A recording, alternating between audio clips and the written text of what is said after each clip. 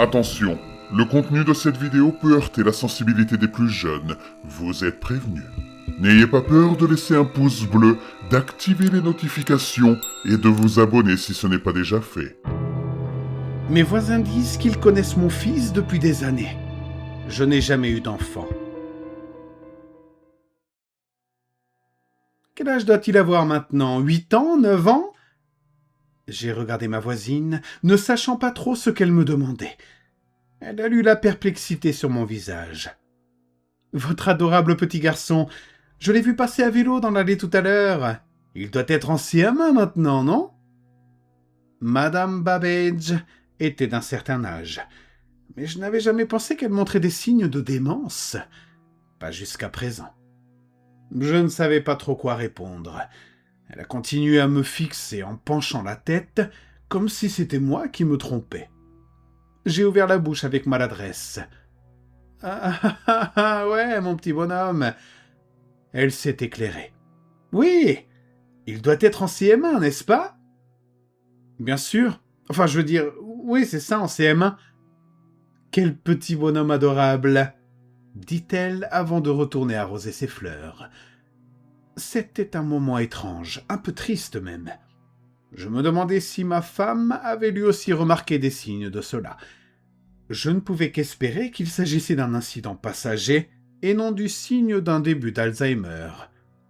Je sortis le reste de mes courses de la voiture et rentrai chez moi. J'avais eu une longue journée d'enseignement et je voulais juste m'asseoir, me détendre et regarder quelque chose de léger à la télévision. Mais dès que j'enlevai ma première chaussure, je le sentis. Quelque chose brûlait sur la cuisinière. Quelque chose qui brûlait et sur lequel il y avait beaucoup de fromage. Mais qu'est-ce que c'est que ça? Je me suis précipité vers la cuisine et j'ai failli tomber. En partie parce que je ne portais qu'une seule chaussure, mais aussi parce qu'il y avait un petit garçon maigrichon en train de faire frire de la nourriture. J'ai poussé un demi-cri. Mais très vite, j'ai repris mes esprits pour redevenir l'adulte affirmé qui enseignait à l'université. « Quoi? Mais excuse-moi, bonhomme, mais qui es-tu? Qu'est-ce que tu fais ici ?» Les cheveux blonds et fins, comme des brindilles du garçon, fouettaient son visage, tandis qu'il me regardait avec une surprise tout aussi grande. « Papa, qu'est-ce que tu veux dire? Je suis là !» C'était un enfant effrayé et désorienté. Je n'arrivais pas vraiment à cerner l'étrange intonation de ses mots. « Tu veux de la nourriture, papa? Prends-en, prends-en !» Était-ce un accent russe? Il m'a fallu une seconde pour réaliser qu'il portait une chemise trop grande qui ressemblait exactement à la mienne. Portait-il mes vêtements? J'ai tendu les mains comme je le ferais lors d'un cours, mon geste habituel pour dire « Tout le monde se calme !» Et je me suis éclairci la gorge. Je suis désolé. Je ne sais pas qui tu es, ni ce que tu fais ici. Le garçon écarquilla les yeux, toujours effrayé par mon intensité. Il remua la nourriture avec une cuillère en bois. « Je prépare juste le repas, papa. Il y a de la sauce chili et du fromage. Tu te souviens pas ?» Il s'appelait Dimitri et il prétendait être mon fils. Apparemment, il y avait eu une mère à un moment donné, mais il ne se souvenait pas beaucoup d'elle. Il ne se souvenait que de moi. Tu as toujours été papa pour moi, toute ta vie, toute ma vie. T'es papa, quoi. J'ai essayé d'avoir une conversation sereine. En fait, j'ai essayé d'avoir de nombreuses conversations sereines au cours desquelles j'expliquais à Dimitri que cela serait impossible. Mais cela se terminait toujours par lui qui s'accrochait à moi en pleurant avec ferveur, me suppliant de me souvenir de lui. La confusion n'a fait qu'empirer lorsque ma mère a appelé. « Ça va mon grand? Alors, comment va mon petit-fils ?» a-t-elle demandé. Je ne savais pas quoi répondre. La conversation est devenue gênante et tendue jusqu'à ce que je finisse par clarifier toute la situation. « Maman, mais de quoi tu parles? J'ai pas de fils. J'ai jamais eu de fils. » Ma mère eut un petit hoquet de surprise. Puis elle rit et me gronda à moitié, me disant que je ne devrais pas plaisanter ainsi. Car bien sûr, pour elle, j'ai toujours eu un fils, un petit garçon intelligent qui fêtera ses 9 ans ce week-end. Je raccrochais. Je restais pétrifié dans ma propre cuisine, fixant cet enfant slave étrange et plein d'espoir. Pendant les 10 minutes qui ont suivi, tout ce que j'ai pu faire, c'est lui demander où étaient ses parents. Et il a continué à se montrer effrayé, comme n'importe quel enfant l'aurait été. Et il m'a répondu par la même question « Mais pourquoi tu m'as oublié, papa ?» Ma méthode ne menait nulle part. J'ai donc décidé de jouer le jeu. Je me suis éclairci les idées avec un expresso. Je lui ai dit que mon cerveau devait être en mode bouilli à force de trop travailler, et je me suis excusé de ne pas me souvenir que j'étais son père, à moitié en rigolant. Il s'est immédiatement éclairci le visage. « C'est bon, papa, c'est bon. » Il m'a serré dans ses bras. « Tu travailles beaucoup, hein ?» La tension s'est encore relâchée lorsque Dimitri a fini de préparer les nouilles et s'est servi. J'ai poliment refusé d'en manger et je l'ai regardé manger. Et il m'a regardé le regarder manger. « Alors, tu vas bien maintenant ? Tu n'es pas en colère ?» Son accent était si étrange. « Non, je ne suis pas en colère, j'étais juste un peu embrouillé. » Ses yeux se sont mis à briller, l'air encore plus plein d'espoir. « Alors on peut être normaux maintenant ?» Un frisson glacial me parcourut la nuque. Je ne savais pas vraiment quoi dire, mais pour une raison que j'ignore, je ne voulais pas répondre. Oui, on peut être normaux maintenant, me venait bien à l'esprit, mais ce n'était pas normal. Loin de là. Cet enfant n'était tout simplement pas mon fils. Il se mit à jouer avec sa nourriture et trembla légèrement, comme une souris inquiète cherchant à être rassurée. « Tout ira bien », finis-je par dire. « Pas besoin de stresser, savoure tes nouilles. » À ma grande surprise et à mon grand désarroi, je découvris que Dimitri avait lui aussi sa propre chambre. Mon bureau à domicile avait été remplacé d'une manière ou d'une autre par une pièce austère aux murs d'argile, remplie de rideaux en lin, de vieux jouets en bois et d'un lit simple. Une odeur de pain et de terre flottait dans l'air.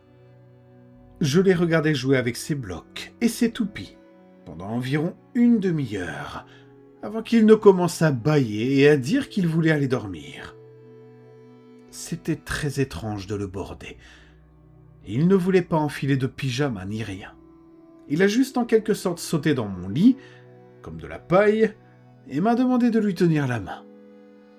Les doigts de Dimitri étaient froids, vraiment très froids, de petites choses légèrement moites.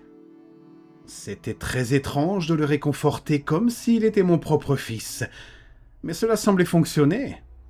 Il s'est adouci et s'est allongé sans bouger. Il n'a demandé ni berceuse, ni histoire pour s'endormir. Il voulait juste me tenir la main pendant 1 minute. « Merci, papa. Je suis tellement content que tu sois là. Tellement content que tu puisses être mon papa. Bonne nuit. » Je me suis faufilé hors de la chambre et je l'ai observé à travers l'interstice de la porte. Vers 9h30, il a émis de petits ronflements enfantins. Il s'était endormi. Prudemment, j'ai appelé Pat, ma collègue avec qui j'étais très proche. Elle a eu la même réaction que ma mère. « Arlan, bien sûr que tu as un fils de ton mariage avec Svetlana. »« Mon mariage avec qui ?»« Svetlana, tu l'as rencontrée à Moscou quand tu faisais une tournée en Europe.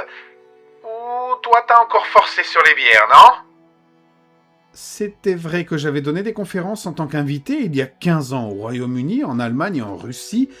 J'avais reçu une bourse pour cela, mais je ne suis resté à Moscou que 3 jours. Mais je n'ai jamais rencontré personne qui s'appelait Svetlana. Ne fais pas l'idiot, Arlan, allez. La conviction de Pat était très troublante. Toi et Svetlana, vous avez été ensemble pendant de nombreuses années. Ah bon ? Combien d'années ? Ok, alors soit t'es bourré, soit tu nous fais une crise d'amnésie, soit tu te fous de ma gueule. Je sais que le divorce avec Svetlana a été difficile, mais tu ne devrais pas faire comme si ton ex-femme n'existait pas, mon grand. Mais je ne fais pas semblant, je suis sérieux, je ne me souviens pas d'elle. Allez, va dormir, ça suffit. Je sirotais mon deuxième expresso de la soirée. Mais j'ai dormi, je vais bien. Eh bien, je comprends pas où tu veux en venir. Bon, arrête maintenant, ça devient flippant. Je ne plaisante pas. Bon, on se voit demain pour l'anniversaire. L'anniversaire? Quel anniversaire? Putain, l'anniversaire de ton fils. Bon sang, Arlan, bonne nuit, va dormir. Je n'ai pas dormi cette nuit-là. J'ai passé mon temps à fouiller les classeurs et les tiroirs de toute la maison. J'avais des relevés de cartes de crédit pour des fournitures scolaires, des magasins de vêtements pour enfants et des courses plus coûteuses. J'avais même des photos de Dimitri accrochées au mur, prises à différents âges. C'était comme si tout se conformait à cette nouvelle réalité. Plus je cherchais des indices pour réfuter ma paternité, plus je trouvais de preuves qui la confirmaient. C'est Dimitri qui m'a réveillé sur le canapé du salon et m'a dit que l'oncle Boris était là.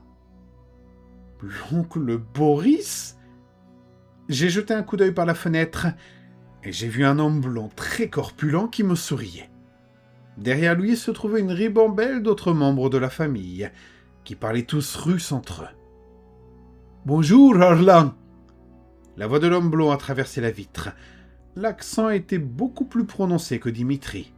« Nous sommes là pour le birthday !» Ils avaient l'air tous excités et faisaient signe vers la porte d'entrée. Ils portaient tous des tuniques et des leggings. Des vêtements traditionnels d'anniversaire ou quelque chose comme ça. J'étais complètement abasourdi. Je ne savais pas quoi faire. Alors j'ai juste hoché la tête et je me suis discrètement faufilé dans ma cuisine. Dimitri est venu me tirer par le bras. « Allez, papa, il faut qu'on les fasse entrer. » Je ne connais aucun d'entre eux. « Mais si, papa, c'est oncle Boris. C'est oncle Boris. » Je retirai brusquement ma main. C'était une chose de faire semblant d'être le père de cet enfant le temps d'une soirée, mais c'en était une autre de laisser un groupe d'inconnus entrer chez moi dès le matin. Dimitri fronça les sourcils. Je veux ouvrir la porte. Attends un peu. » J'attrapai l'épaule de Dimitri. Il se détourna. « Lâche-moi !» J'essayai de le tirer en arrière, mais il m'entraîna à nouveau dans le salon. Notre lutte était visible par tout le monde dehors. Boris me regarda avec des yeux écarquillés. Dimitri tira plus fort, et je n'eus d'autre choix que de riposter avec plus de force. Le garçon se cogna la tête contre une table en tombant. Boris hurla quelque chose en russe. Quelqu'un d'autre lui répondit en criant. J'entendis des mains tenter d'arracher ma porte. « Dimitri, arrête !» dis-je. « Prenons juste une minute pour... »« Tu me fais mal, papa, aïe !» Ma porte d'entrée s'est déverrouillée. Des pas ont fait irruption à l'intérieur. J'ai lâché mon soi-disant fils et j'ai regardé 3 grands hommes slaves entrer dans ma maison, l'air sévère. Dimitri s'est caché derrière eux. « Tout va bien ?» m'a demandé Boris en me regardant par-dessus sa chevelure blonde en bataille. « Oui, désolé. » ai-je répondu, cherchant mes mots. « Je suis juste très... perplexe. »« Perplexe ? Pourquoi frappais-tu Dimitri ?» Le petit garçon tira sur le bras de son oncle et lui murmura quelque chose à l'oreille. L'expression de Boris se renfrogna. Mais avant que je puisse en dire plus, une paire de bras fins repoussa tous les hommes, révélant une femme aux yeux inébranlables et injectés de sang. Quelque chose en moi savait que c'était elle. Svetlana. Elle portait un drap brun drapé en guise de robe, et sa peau était si pâle que je pouvais pratiquement voir ses tendons et ses os. C'était comme si elle souffrait d'une forme extrême d'albinisme. « Arlan !» dit-elle en divisant mon nom d'une manière étrange. « Arlan !» Je n'avais jamais eu aussi instinctivement peur d'une personne de ma vie. C'était comme si elle s'était tissée à partir des recoins les plus sombres de ma mémoire. J'ai eu des flashs d'elle me tenant par la taille à Moscou, devant la place rouge. Des flashs de ses lèvres murmurant des incantations dans l'ombre de la cathédrale Saint-Basile. Svetlana saisit l'épaule de Dimitri, puis m'a regardé. « Dis-lui simplement que tout sera normal, dis-lui que tout sera normal, dis-lui que tout sera normal. » Non, ça n'est pas en train d'arriver, rien de tout cela n'est réel.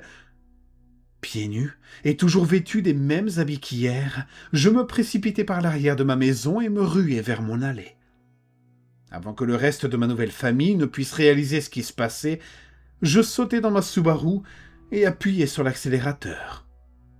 En m'éloignant de ma maison, j'ai regardé dans mon rétroviseur. Et je jure que ça ne ressemblait plus du tout à ma maison. Je jure que ça ressemblait à une hutte au toit de chaume.